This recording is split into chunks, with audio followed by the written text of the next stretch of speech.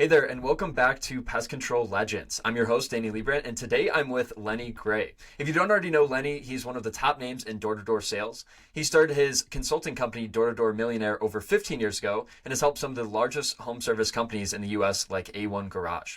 He is also a best-selling author with his books Door-to-Door Millionaire and More Door-to-Door Millionaire. Additionally, he released 2 books in December on how to do door-to-door, specifically for pest control. So those 2 books came out recently. Make sure to get those 2 as well. Those 2 are just for pest control. So I love that not only is Lenny in the door-to-door space, but he's also pest control specific. And going off of that, he's also the owner of Rove Pest Control, a pest control company he started 22 years ago, which is now worth 8 figures. So if you want to learn how to do door-to-door sales for pest control, Lenny's going to break down everything you need to know in this episode. So without further ado, thanks for coming on the show, Lenny. Awesome. Thanks for having me, Danny. Of course, man. So I want to jump straight into it. First off, I want to ask you, how do you think about door-to-door sales and how does it compare to other lead generation mechanisms? So there's so many different ways to generate leads now. You know, I'm mostly digital. I'm kind of an SEO guy, social media, etc.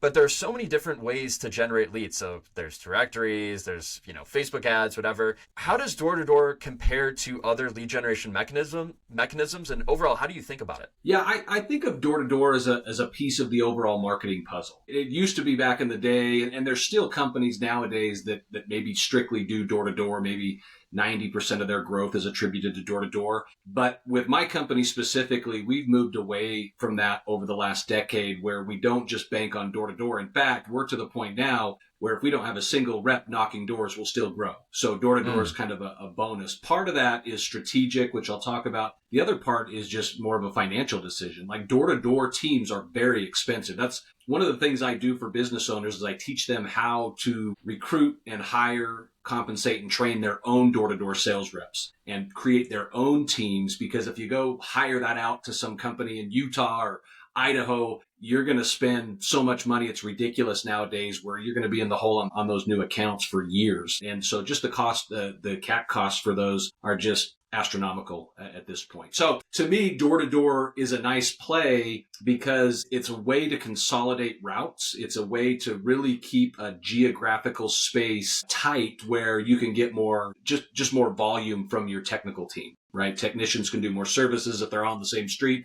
or within the same block or zip code, and there's not as much windshield time. So there's some efficiencies that door-to-door creates that it's really hard to find a comparable in other avenues of marketing to condense and consolidate routing. Yeah.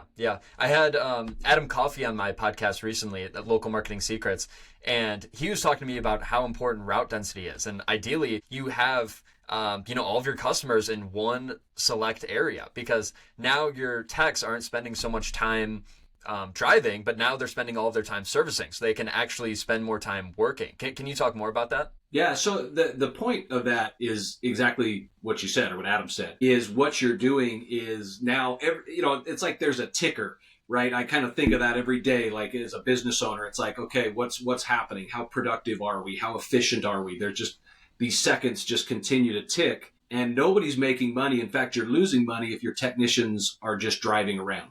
You've got fuel costs, your tires are getting worn thinner, the mileage on your vehicles, the cost or value of your vehicles is dropping.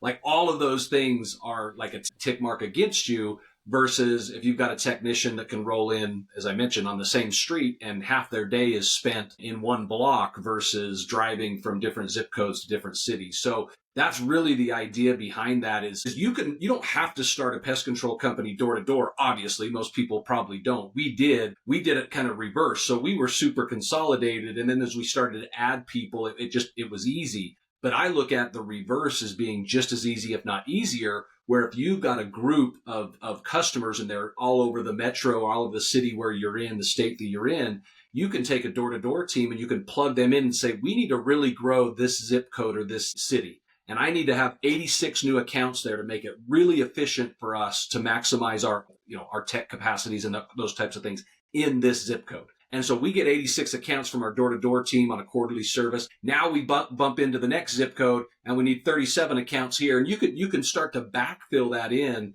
and using a door-to-door team as an ancillary way to grow after you've already developed yourself, I think is a great way to make your business not only just growing exponentially just based on number of new clients that you have, but also creating more value into your company because of those route efficiencies and that density that Adam talked about. Yeah, awesome. And you were talking about how expensive it is. I've heard this from a lot of different pest control owners where they're talking about different lead generation mechanisms, and I'm kind of just acting as an overall marketing consultant. And I'm like, yeah, you should definitely look into door-to-door. You should listen to Lenny Gray, get his books and see all the podcasts that he's been on. And but a lot of them say, maybe I tried it or maybe I heard about it from friends, and it seems, or it is, way too expensive. So how do you combat that? How do you make it less expensive then? Yeah, so I have a webinar, a monthly webinar specifically for business owners, and most of them are home service business owners that jump in. And what I do is I teach the basics, kind of high level, again, how to go out and recruit a team. What are we looking for? What's the demographic? How do we spot those people? How do I identify them? How to put on a recruiting meeting that engages people, that gets them interested in the job. What does that look like? What do we talk about?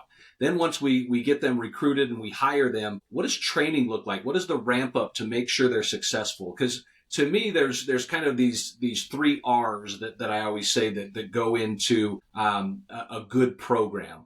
And number 1, you've got to have retention, right? Like you've got to have these reps stick around. And the way you get retention is because they get results. And then when they get results, what actually happens is they help you in the recruiting, where now they're like-minded people, their friends and family, or their network is being drawn in because you've created a great opportunity for them. So a lot of that really kind of goes back, Danny, into what kind of training program do you have? Most people can be really good at recruiting and getting the right people in. And then you're all sitting there in the office and you go, all right, well, let's go get them. Let's go knock a few doors and let's make it happen. But if you have the tools, the proven tools that have been used for decades in door-to-door pest control, the ones that work, if you have those tools, now you can train people. Now they're going to be stickier because they're going to go out right away and get those results. And again, once they have the results, then they're going to be retained. And if they're retained, they're going to help you with recruiting. So I think it's kind of this cycle where most people are like, let me figure out recruiting first, and then we'll worry about the training and the onboarding and all that later. To me, it's have the training first. So when you get the people in, they're going to feel like we've got the best training. We're going to go out and just crush it on the doors. Yeah, awesome. So you own a successful pest control company and you built it off of door-to-door. How has that process evolved for your company? I'm sure it is super refined now. You've got it totally dialed. How has that evolved from when you first started out? Yeah, so when we started back in 2003, my business partner and I, he was more on the day-to-day operational side of pest control. We both worked for Orkin, essentially. He was running a franchise in Albuquerque. I was kind of traveling around and doing a lot of training and developing training programs for Orkin Pest Control. Well, we had met and we kind of figured, hey, if we can just do our own thing, like you know the operations, I know the sales, that should be a win, right? We decided when we started, we said, okay, we're going to just go with the two of us. I was really good at door-to-door, obviously. So I was like, we don't need to hire a team. We don't need to go in debt our first year in business.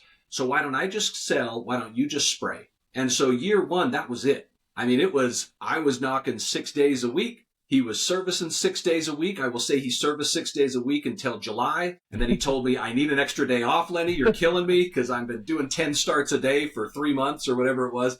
So that's really how we started. I put on about $500,000 worth of business that first year. And then we had, and this was back in 2003. Nowadays that converts to like, $875 million or $1,000. So I put on about $1 million worth of business if you look at it in today's conversion. But that said, what we did is we had now a company. We had revenue coming in. We could afford to go out the next year and recruit 4 other door-to-door reps, pay them well, and have me continue to not just sell, but to manage them. So I sold about half as much volume that second year because I was managing these 4. And then what happened is year 3, we said, well, now we can blow the roof off. We brought in 35 reps. We just set every record that we ever knew existed as far as how many accounts were put on in a summer. And we did that for 2 other summers. And by year 5, we were the largest residential pest control company in the state of Utah. And that's when Service Master came knocking on our door saying, hey, we don't like being second biggest. Like, what is it going to take to buy you guys out, essentially is what happened. And we didn't have a website. I mean, or just the very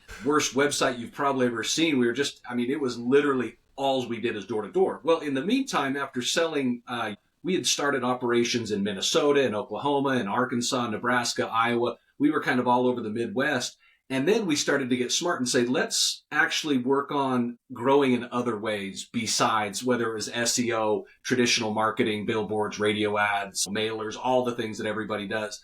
Let's add that to our arsenal so that we're not just totally dependent on door to door. We always knew if the house was going to burn down, who was going to go out and knock doors? It was this guy, because I could go out and make it happen. But at the end of the day, we didn't want to just rely on that. Nobody should be reliant on one person or one arrow in their quiver to take down a bear. I mean, you've got to have a lot of different weapons, a lot of different arrows, and that's really what our philosophy has been since first starting. Okay, awesome. I want to get really granular on that year one. I want to make sure not to skip over that, because that's where a lot of pest control owners still are today, where maybe they're at 10K a month, 20K a month, 30K a month. They're really looking to scale. Maybe, they're in Facebook groups. Maybe they're doing a little bit of SEO, getting some stuff from their Google business profile. But I feel like this could potentially be a huge unlock for them of just maybe doing door-to-door themselves, or having their son do it, or having, an uncle or whoever. Talk to me about exactly what you were doing regarding door-to-door in that first year. So I was killing myself. So I'm not going to say that this is the way to do it, especially if you don't have the experience. I had 5 years of experience prior to just starting on our own and me going out. So I knew what my metrics were. I knew every 36 minutes I was going to sell a new account. And so if I put in 8 hours a day, or, I put in about 50 hours a week, we kind of knew. It was almost a math equation at that point. We knew what our numbers would be. And I had my goals in mind. We were going to do that. Most people don't have that where they've worked for another company in sales. But that's the magic about all the content and everything I put out there for the world to see, because I'm not shy about it. Reveal it. There's no secrets with me. We put it all out there in books and webinars and newsletters and everything else that we do at D2D Millionaire. But basically, I like the idea of an owner to understand door to door. They do have to kind of get their hands dirty a little bit and do it. And just to even empathize with door to door reps that they're bringing on, to realize the difficulties. They don't have to do it for 2 summers like I did, with my own company, or 5 summers before they have their own company. Obviously, they don't have to do that. But if they have some kind of understanding of what it takes and the grind that it is, you realize that, wow, maybe these reps are kind of worth it. It reminds me, so one of my brother-in-laws, when I started in Utah, he's like, hey, I want to go out and I need to make some extra money and I'd like to go out and do this. And I think he lasted 2 or 3 hours maybe. And he came back to my sister-in-law, my wife's sister, and he said, listen, whatever kind of money Lenny is making, I will tell you he's worth every penny, because I don't understand how he can go out and do what he does. So door-to-door is not for everybody, but I teach a system that everybody can learn. So it is replicable. It's something that anybody can do. If you're an owner right now and you're like, I would like to have some route consolidation. I would like to add on some accounts and not have to pay the bank or break the bank to pay reps to do that. Like there's a way to do it and to do it the right way. And again, it's something that's been repeated for decades now. I mean, I'm almost 3 decades into the industry, and I've seen people that have no business running a company or selling accounts door to door, and they're fine. But just being willing to do it, I think, Danny, back to your original question, is just being willing to go out and do it, even just to understand what it is, I think is very helpful for every business owner. Yeah, great. And I feel like, kind of like what you were talking about, there's a huge mental barrier for anyone that's trying to go out and do door-to-door, of maybe they're scared. No one wants to see me at their door and I'm trying to sell them something. Like, did you have to overcome that barrier, or was it kind of natural for you? Like, what was that experience like for you? Yeah, when I first started with Orc, and I mean, I was in between college, semesters, I was doing the summer sales thing. I had served a 2-year church mission, and all we did 7 days a week was knock doors and talk religion, for crying out loud, with people, right? Yeah. Like, you can talk about Jesus for people for so long, and then, obviously pest control is like easy. It's like, oh, people actually be okay with that. Like, wow, pest control, that's a much easier topic to digest for most people. So I had that experience. I had never sold anything, but it was a buddy of mine from high school. One of the guys on my football team was like, dude, you need to come out and do this. And I actually put him off and said, I don't even believe that's real. Like, you probably have to lie, and it's just not my thing. And he says, well, if it's legit, will you do it next year with me? And sure enough, that after that first summer, he called me and he said, hey, I'm running a team next year in Birmingham, Alabama. You need to come with me. This is real. I just made $25,000. And so that's really what, I was very hesitant, very skeptical, like most people are, of door to door. The thing of it is, I think from a lot of business owners who are listening right now, you're probably thinking, well, we'll just have my technicians go cloverleaf and they'll go knock a few doors and that. And yeah, they can do that, certainly. But the mentality is the same. Like, why aren't you or other people in your organization out there doing the same? Well, there's a truck in the neighborhood servicing the Smiths, and they're right there, and they can see the technician outside with his Webster, doing the power spray or whatever he's doing. And if you can go knock on the neighbor's doors and say, yeah, we're just over at the Smith's house, I mean, you automatically become the anti-door-to-door sales rep, because you're not just randomly knocking. You actually have a purpose because you're right there, and you just tell people, like, hey, since we're already at the Smith's house, we've got some openings on our schedule, I can offer a discount to get you on board with the same service that we're doing for them.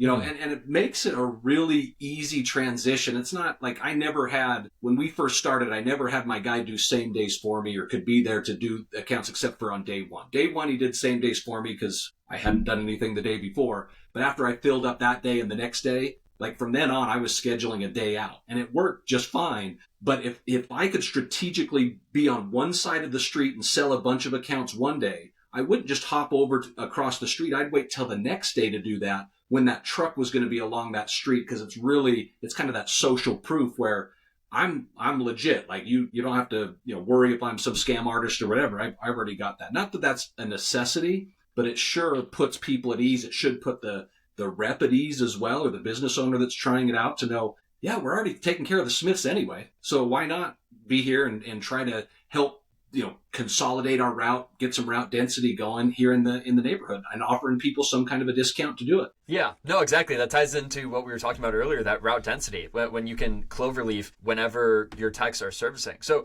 how do you go about that then? How do you incentivize techs to do something like cloverleafing after a service? So here's what I think. I think that 99.9% of technicians just want to be technicians. Techs want a tech. And so when you start putting that pressure on them to go out and sell, that's not what they signed up for 99.9% of the time. Once in a blue moon, you might have a technician who's ambitious, wants to make a little bit more money. But the challenge is, if you go sell somebody on the doors, you're probably talking about a 15 to 20 minute conversation. How many of those conversations can you have before you're off to your next appointment? And so now you start to, if you have expectations for technicians to do cloverleafing, I just don't think it works personally. Again, for 99.9% of the people, I would say, don't have your techs do it, because they're not wired that way. They're not going to like to do it. They're going to hate their job. They're going to look for ways not to do it. They'll drag their feet on services. They'll become less dependable. Like, I just don't think that's the way to go about that. Where we've had techs in the past where it's like, hey, can we just have you, if somebody's out in their yard, next door, can you just go over and talk to them? We give a little script, and they're like, we just don't want to do it. And I don't care what the incentive was. I could have said, here's $5,000 if you go talk to 5 people this week and sell one of them, and they wouldn't do it. It was just like, that's just not our thing. So I would be hesitant to put that on the technical staff. I think you're talking about two different types of people that can go up and knock doors and are more sales oriented, and then people who are more technically sound, that just want a smiling face when the person answers the door. They're happy to see him and they build a good relationship with that customer. Let's keep them in that lane more often. Okay, cool. I actually never thought about it like that, but I guess it is two kind of distinct personality types. Or maybe a sales guy is more of an extrovert, hey, how are you doing? And, just endless conversations and just, trying to figure out something. Whereas techs, it's like, they're just kind of in a routine of just, I drive to the house, I service. I drive to the house, I service. It's not like, I get denied, someone slams the door on me. Or the sales guys are like, yeah, bring it on, So it definitely is a different kind of personality type and mentality. So cool. So then companies should just be knocking doors. Like, what exactly is the strategy of knocking doors? Not the sales script, but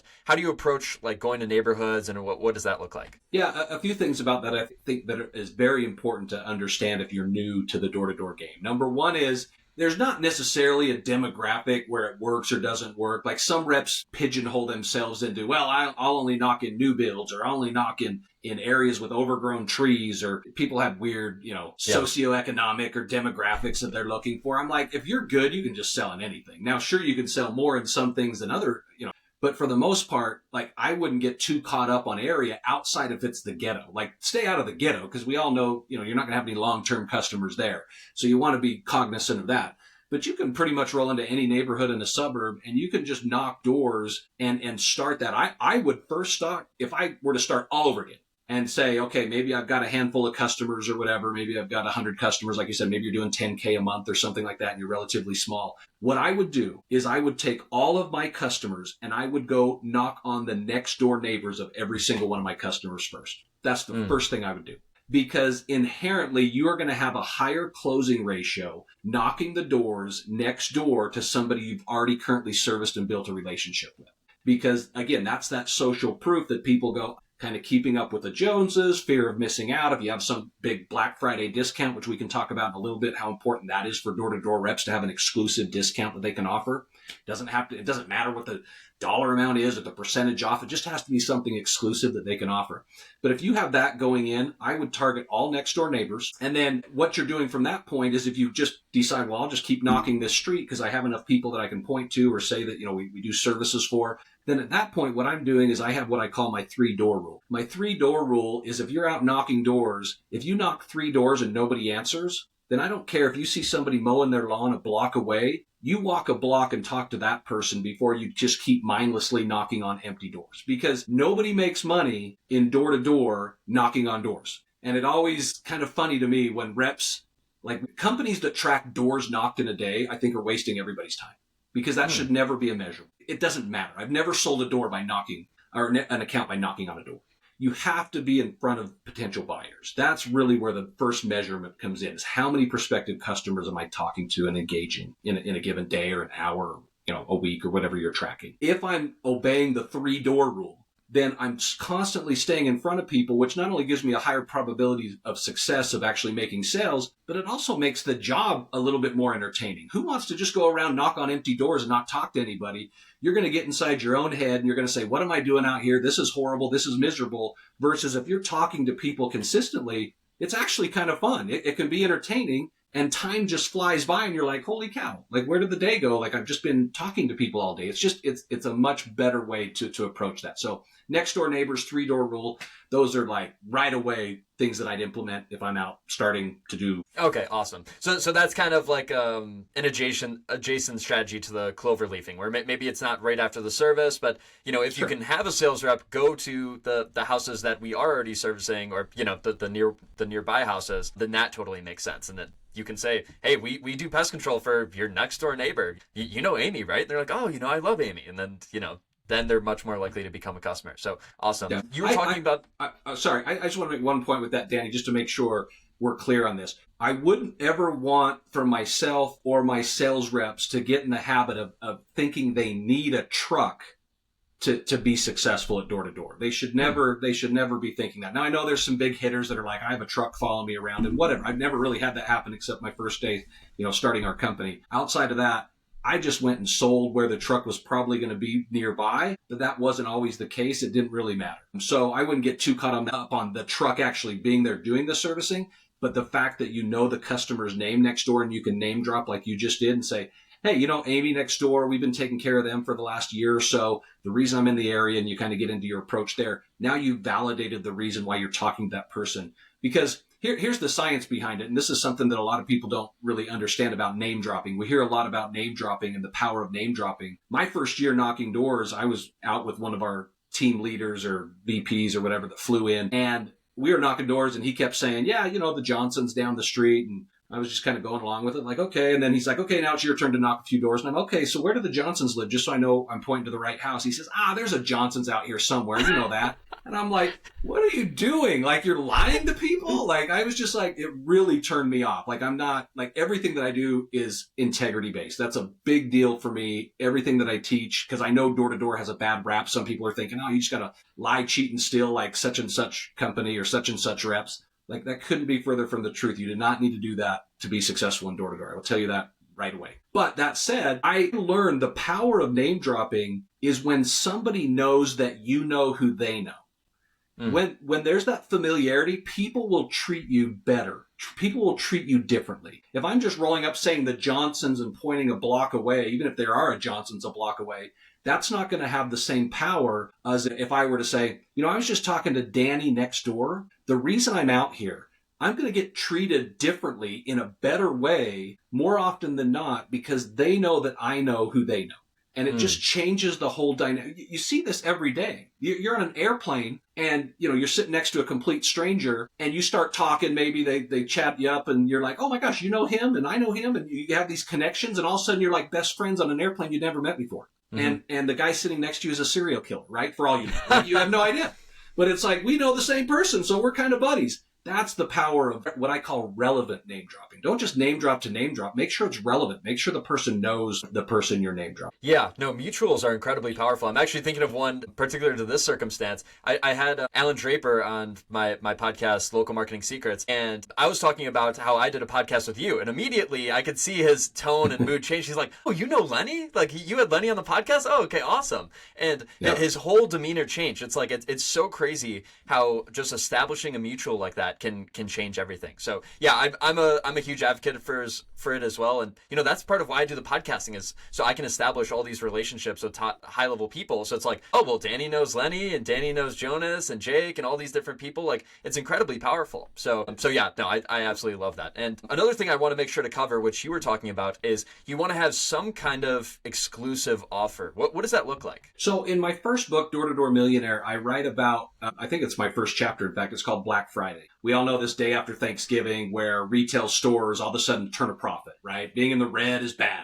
You're losing money, but all of a sudden being in the black is good. You're earning money. And it always baffled me. Like, my mom was a big Black Friday shopper. She'd go out and, wait in the parking lot of Mervyn's or whatever and try to get a Cabbage Patch doll back in the day or whatever was the hot thing. And it was just like so much fun for her. It was like this event. And it always, like, I was so curious about this idea of Black Friday. Like, why do people go line up in the parking lot of a Best Buy in the freezing cold, at least where I'm from, in November, right? It's freezing cold. If they're, because what, are these people all crazy, or is there something behind this? And if there's something behind it, I always thought, why in the world do retailers wait till November to freaking do a Black Friday? Like, I would be doing Black Friday if I owned a retail store every Friday. It would always be Black Friday, right? For me. But the science behind it, and again, I did a lot of studying and I have a lot of my findings in this first book, but essentially there's three components that I found that make Black Friday create action from people. Like, why would people want to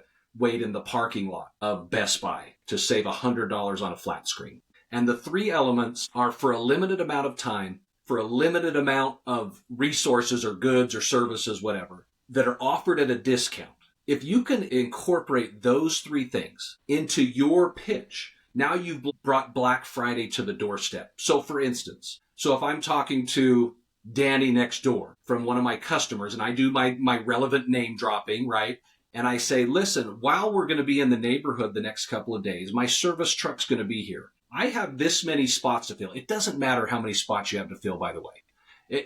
We've done studies and all this with our reps. I could say 1 to 2 spots. I could say 8 to 9 spots. It just has to be exclusive, right? There's 100 TVs, flat screen TVs in Best Buy that you're going to get for a discount today on Black Friday. So tomorrow or the next day, while my truck's here, I'm filling up 5 or 6 spots with the neighbors. And what I'm going to do is I'm going to offer them a huge discount while I'm in the neighborhood. What we found is this: as long as the discount, if the rep is excited about the discount, that's what makes the impact on that person being excited to find out what the discount is. So for example, we had reps one summer and we had one team that did big discount. It was very vague, just kind of, hey, we're offering a big discount or a huge discount. We had another group say we're offering $100 off. Another group was $50 off the initial service. One group was saying half off. One group was saying 75% off. And we wanted to find out what drove more people to qualify by asking, well, how much is that?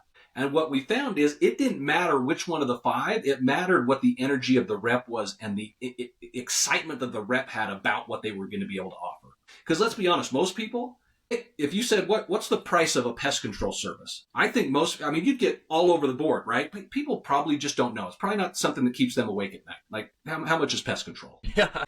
So if that's the case, then if I don't have energy or excitement about my discount, whatever it is, then how can I expect that person to, mirror me and have excitement about it? They're not. They couldn't care less. So whatever your exclusive discount is, whatever your Black Friday offer is, just make sure it's something that is exclusive to your door-to-door team. I don't care if it's $1 difference or, whatever, $50 difference, $5 difference. That doesn't really matter. What matters is if I'm a rep, I know that when I knock on a door, I can offer a customer something that nobody else in the company can offer. And if I have that confidence and belief in my Black Friday offer, I'm going to be more excited about it, which is going to get the person I'm talking to more excited about it. That's going to get them to qualify and ask, well, how much is it? What do you do? And start to ask some of those buying questions. Okay, cool. But the offer itself doesn't matter as much. I feel like that really would. Like, what do you guys typically see works best? Is it $50 off, or does it not really matter? It doesn't matter. So I will tell you, when I'm out, and I don't care if I'm doing this for a roofing company, because I consult 33 different home service verticals, so I'm all over, garage door company, whatever it is. If I can just go to the door, and because I get them all mixed up because I'm knocking doors all over the place with different things, I always just say, we're offering a big discount right now, right? Or a huge discount, or we're doing a massive discount, just something that I'm excited about. And then I worry about the numbers, later once they ask how much that is and that type of thing. But I get more people asking me, how much is it? If I'm just excited about it. If I changed the offer from massive discount to 50% off, like, I'm going to get about the same exact results. That's not going to matter. Or even if I said it's $100 off, it's going to be the same results. Or if I say, it's going to be a $50 off discount for the next couple of people, or we're offering a huge discount for a few people on the street, that's going to get the same results. It's going to be worse because I don't have energy and excitement. I don't have excitement about what I'm able to. Okay, so there's a difference between saying the offer versus showing the offer of, hey, $50 off today, or, whatever, I guess your neighbor can get it, or, $50 off today. I can't believe we're giving this away. Usually it's much more expensive, but, if you want to buy it today, we only have it this week. If you want to buy it, then I think this would be an excellent choice for you and your company, or you and your whatever. I'm not like a door-to-door sales guy, but I'm just trying to envision that for myself of like, you have to show it. It's not so much about what you say, like of the term, what is it, that like 20% of communication is what you say, and then the other, whatever, 80% or so. You probably know that better than me, but the other part is your tonality, your body language, all of that other stuff. So all of that other stuff is much more important than what you're actually saying, right? Yeah, the nonverbals, the metaverbals, like all of those, those outweigh anything that you're actually saying. It's how you're saying them. And by the way, it reminds me, one of these days we need to get together and I need to take you on the doors with me, so you can actually see this in real life and go, oh wow, this is kind of how he does it. Because again, I feel like I've had people in my company over the last, 20 whatever years that have no business out knocking doors and making, $25,000, $35,000 in a summer, and they do it. And it's because they just become like mini-me's. It's like, let's just do it like Lenny teaches us to do it, because it works for everybody. It doesn't matter if you're a high performer, a medium performer, a low performer. If you incorporate my style and my systemized process, I call it my sales flow process, you'll be successful, no question. And my new books, you brought those up earlier, my pest control books specifically go through the sales flow process. I mean, there is no fluff in these books. There's no stories. It is, here are my scripts and here are my techniques for managing an area and managing my time and all the mental stuff that goes behind being successful on the doors. That's what the two books are about. It's just legitimately everything that I do and say, all summed up in less than 2 hours. Yeah, no, that's awesome. No, I'd love to come on the doors with you and see how you do it in person, because it's different from reading the book versus actually seeing it in person, right? So, I'd love that. That'd be cool to do that sometime. And talking about like recent examples and like what you're doing in the door-to-door space, I want to dive into the Tommy Mello example. So most people in the home services space know Tommy Mello. He has A1 Garage. He's doing like $300 million a year. Totally ballin'. Everyone knows about him. He's got like a huge podcast and everything else. So a lot of people look up to Tommy, and what I really respect about Tommy, or at least one of the many things, is that he constantly surrounds himself with super high-level people that are experts in different verticals. So I've had you on my podcast. I've had Dan Antonelli on my podcast. He does the branding for A1. I've had some other people that are helping out with A1. Let's see. I'm kind of blanking on it now, but several people that have helped Tommy Mello. And I pull those people specifically because I know that Tommy's done his research. So I also know that because Tommy's picking you, he's picking the number one guy in door-to-door. So can you talk to me about what was the process of helping A1 Garage? Like, did Tommy reach out to you? Did you reach out to him? And what was that like? Did he even have door-to-door, or did you have to implement that for him? Yeah, so Tommy, this was 4.5 years ago now. So we've known each other and been working together now going on 5 years. And Tommy kind of called me out of the blue and reached out. We have a mutual friend. In fact, Paul Gianamore, a lot of people in the pest control space know Paul. So Paul is a mutual friend. Paul actually wrote the foreword of my second book. So I've known Paul for a long time, and he knew Tommy. And Tommy came to him and he says, hey, I have some thoughts about doing door-to-door for my garage door company. Like, who should I contact? And Paul's like, there's only one guy you contact. and it's Yeah. Lenny Gray. You give him a call and do whatever it takes to get him down to your shop and tell him what you're thinking, and he'll tell you straight up if it's going to work or not. And so Tommy reached out and said, hey, I want to fly you down to Phoenix, and I just want to talk to you about my idea. And Tommy's like, I love Tom. Like, he's like a ball of energy. Like, you can't help but get excited about life, being around Tommy. And he took me to the shop and he gave me the tour, and he's talking a million miles an hour. He's just doing the Tommy thing. And I'm just like trying to take it all in. And I'm like,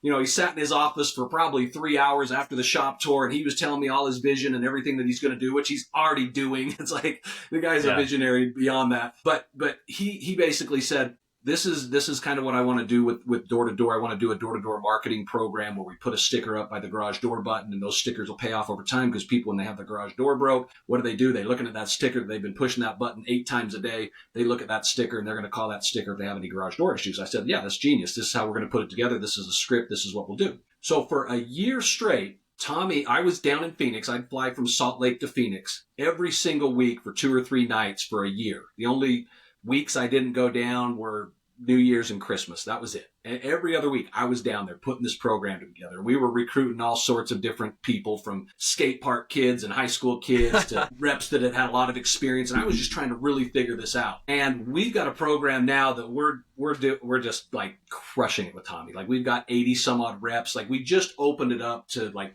virtually almost everywhere in the company right now. We just started with like 2 or 3 offices. We were doing 7 figures for them. And now it's like, their private equity group is like, we just need gas on this fire. Like, get as many reps as you can in all these markets. And so we're just really in growth mode with Tommy right now. And it's been a ton of fun. He is everything you see. I mean, there's some people think he comes across as just fake, or he's just not. He's the most authentic, genuine guy. And he's a powerhouse though. Like, I'll tell you just a quick funny story. I stayed at his house. He got a new place after this acquisition, where half of his company went to private equity, and we're at his house. This is this mansion. Yeah. And we're at this house, and he's got in his garage, he's got like his workout stuff, and he's got this sauna. It's like a 2-person sauna. And then he's got like a cold plunge. And he's like, let's do some cardio. Like, we wake up at like, I don't know, we go to bed, we're talking business, till 11 and 12 o'clock at night. And then we got to get up at 5 in the morning because we're going to do this workout, because he's got all this stuff going on. and so we're sitting there, or we're walking, and then he's like, all right, let's get in this 2-man sauna. And Tommy's big, like, he's working out, and he's huge. And so we get in this 2-man sauna, and it's like, we're like sardines in there. But we are we're laughing, and we're just talking about everything. And then we go cold plunge, and we challenge each other. How long can you stay? And we're doing all this. And he's awesome. He's just a great guy. Seriously, a friend of mine, like, I could text him and he'll respond within 2 or 3 minutes if I text him. And he's got, you see who was on his podcast and his shows and does his stuff. His Rolodex is just packed with like the most successful of all successful people. I think at the night I stayed at his house, that next night, like, RFK was staying at his house. What?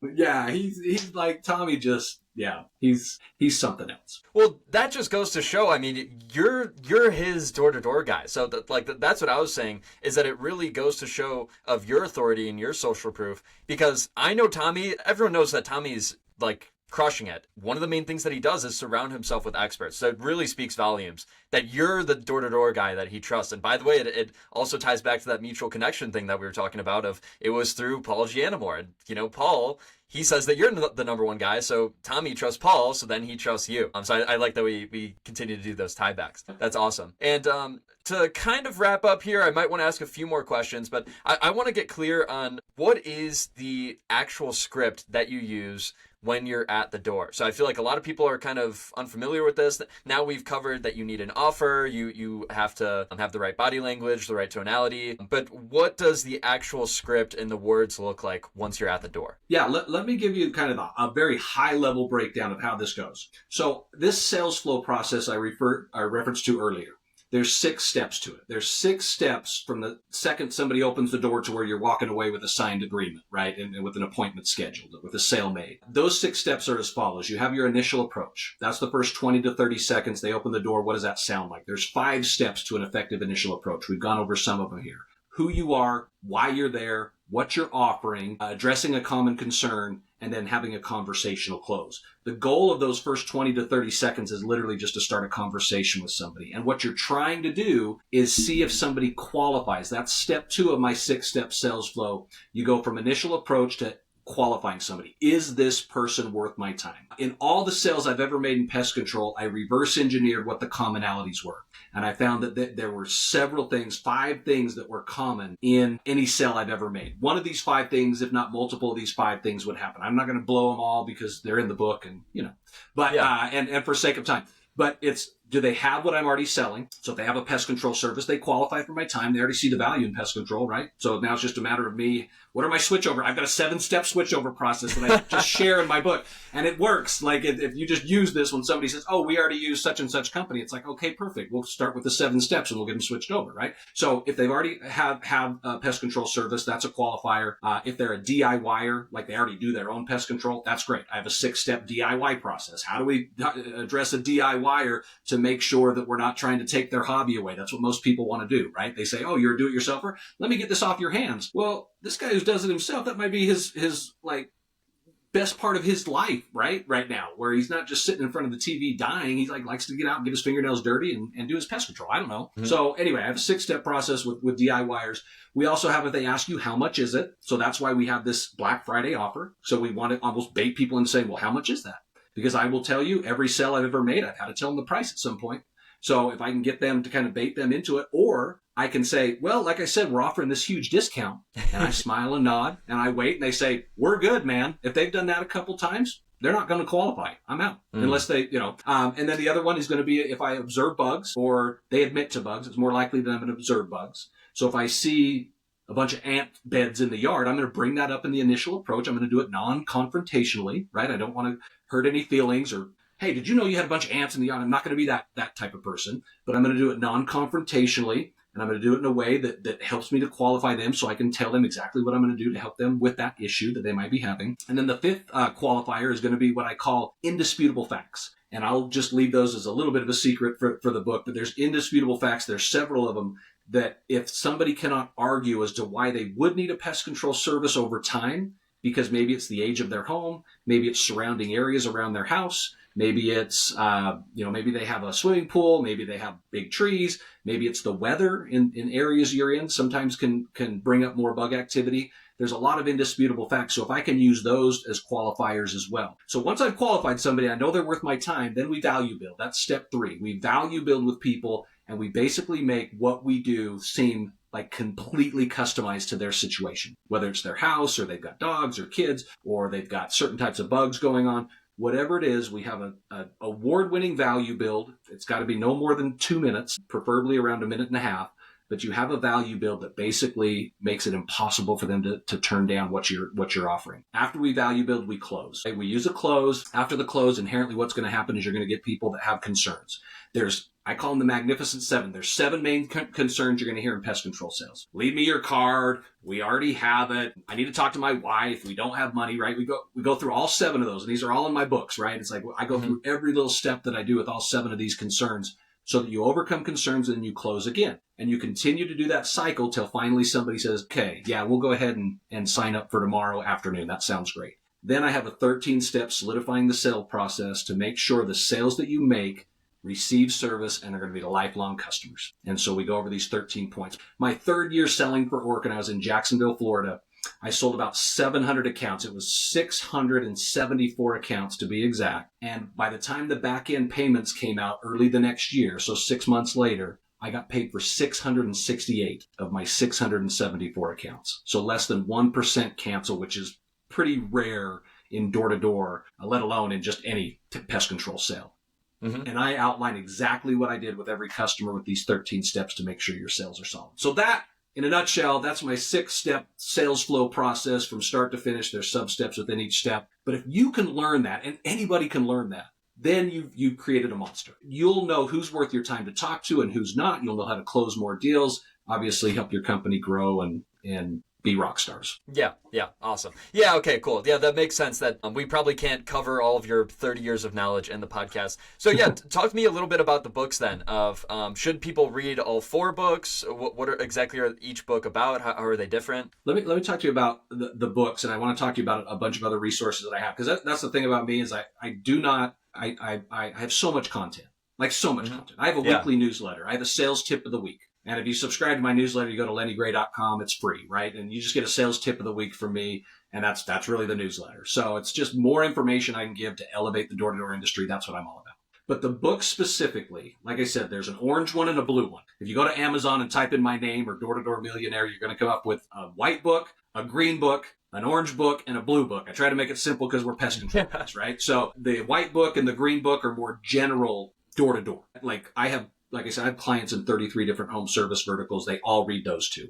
But the pest control people, this is where my family, my pest control peeps, because I've known you for 30 years, right? I wanted something specific for just the pest control industry. So the orange one and the blue one are specifically for pest control people. I would use those. Anybody, even your technicians, anybody who touches the sales process in your organization, your CSRs, maybe you have a commercial team going B2B, they need to understand the concepts in this book because I outline all those steps and sub-steps in the sales flow process ad nauseum in those ones. I have an app out. People call me crazy because it's a free app and it's on the App Store, Google Play. It's called Ask Lenny. And the reason I created the Ask Lenny app is because I know as a business owner, if I have to answer the same question from different reps or the same rep every other day, I'm pulling my hair out and I'm hating my life. And so to me, I just wanted to alleviate not only from the business owner's standpoint of having to answer the same questions, but also from the sales reps. Like sometimes a sales rep reaches out and they don't hear from their team lead because their team lead's out training somebody else or knocking themselves. So the idea was ask Lenny. Just ask me. There's a search function. I go over all the stuff and it's just like, this is a great way for the reps to get answers that they want immediately or that they need immediately rather than have to wait for their manager. So it kind of serves a purpose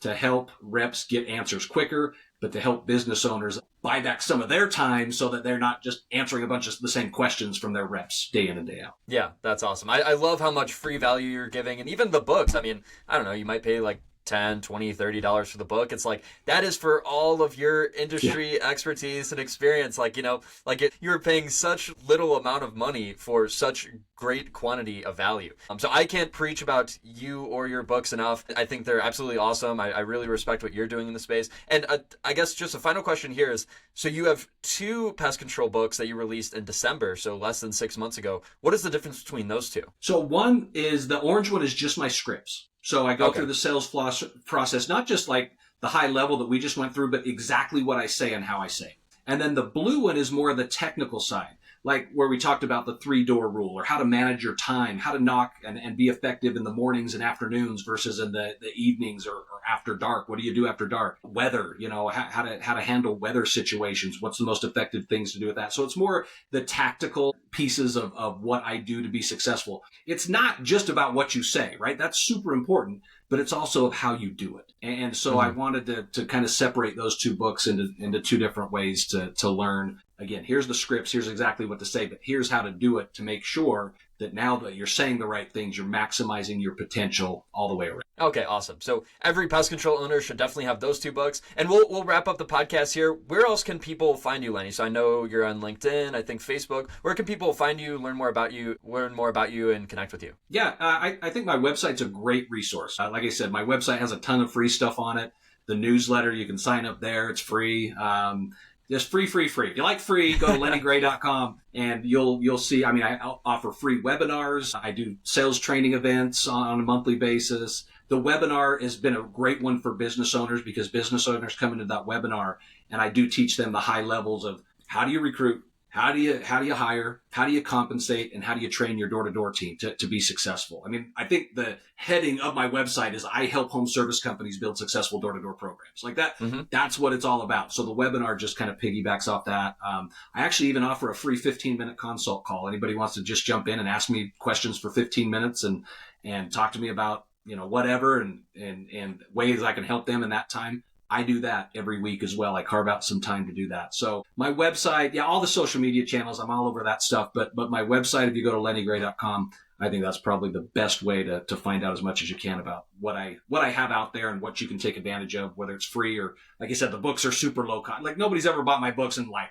that wasn't worth that, $25 or whatever they're selling them for now. It's like the ROI is inevitable. It's like you can go make one sale from, all the nuggets that I share in the book and you've already 10 times what the book costs. So yeah. Yeah, definitely. Awesome. Okay, so cool. All of those links will be in the description, the website, social media, the books, and everything else. So yeah, cool. Thank you so much for coming on the show, Lenny. This is the second time interviewing you. And again, you are so generous with your time of like the consults, the newsletter, all this stuff. I am so grateful to now, this is my second time interviewing you, and I might interview you again in the future. So don't. There's a lot to say. And I love what you're doing for the industry too. Danny, I got to give you a huge shout out. Like you're a new kid on the block and you are making some serious splashes in the wave pool right now and in a good way. And so I've got to give you props as well for doing what you're doing and the level, anything that elevates an industry for me, whether it's the door-to-door industry, the pest industry, people who elevate the industry. It's like they say, high tides raise all ships. Like that's what you're doing. And I love it. I really appreciate that, Lenny, especially coming from you. So again, thank you so much for coming on the show. This has been awesome, and we'll stay in touch.